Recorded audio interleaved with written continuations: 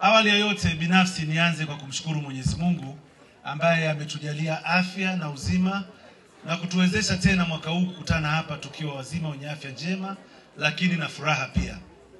Ninawapongeza sana idara ya elimu msingi kwa jinsi ambavyo mmeweza kufanya maandalizi mazuri ya kuhakikisha kwamba tunaweza kukusanya wanamichezo katika tarafa zetu zote za kimichezo pamoja na walimu katika mazingira ambayo mmesema mara nyingine alikuwa na changamoto, lakini mmehakikisha kwamba tunaweza kukusanya wanamichezo wetu hapa ambao mara nilipofika hapa nimewaona wakiwa na bashasha na furaha kubwa, na sina shaka kwamba wanamichezo hawa wanayo ari kubwa ya kuhakikisha kwamba hatuendi kushiriki bali tunakwenda kushinda. Si ndivyo wanamichezo? Michezo oye! Michezo oye! Michezo safi! Bukombe safi! Ninayo imani kubwa na ninafahamu kwamba kwenye shule zetu kumekuwa na muendelezo wa kuhakikisha kwamba michezo ni sehemu muhimu ya taaluma ambayo inaendelea kutolewa katika shule zetu kila siku. Kwamba tunatoa fursa na nafasi ya wanafunzi kuhakikisha kwamba wanashiriki shughuli za michezo.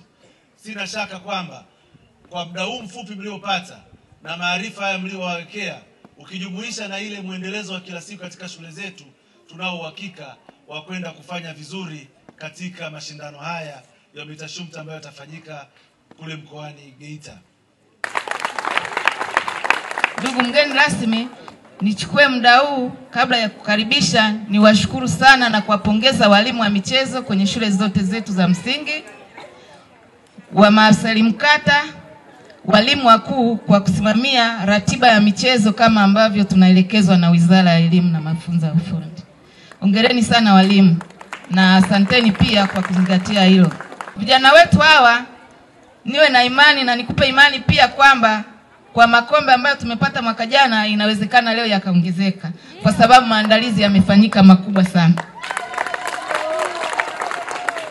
Nimshukuru pia afisa michezo kwa moyo wake wa kujituma bila kujali gharama.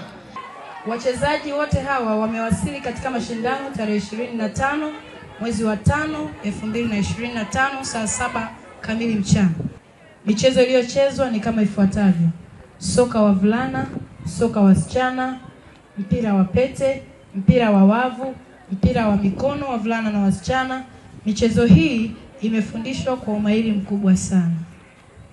Tumefanikiwa kuunda timu nzuri yenye ufanisi mkubwa, lakini pia tumefanikiwa kupata wachezaji wazuri wenye vipaji katika michezo husika.